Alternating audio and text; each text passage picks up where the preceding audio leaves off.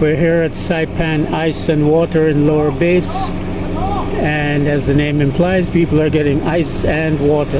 And as bad as things may look in terms of the queue, it's not as bad as it was a few days ago.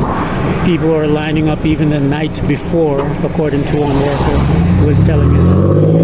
So similar to the gas lines, as people establish a routine and get stocked up and feel a little more comfortable, then the lines seem to be getting shorter. But we are now a week out from Typhoon Sinlaku, and again, people adjusting to the new routine and the new inconvenience and making the best of it. Seem to be two separate lines, one for ice and one for water.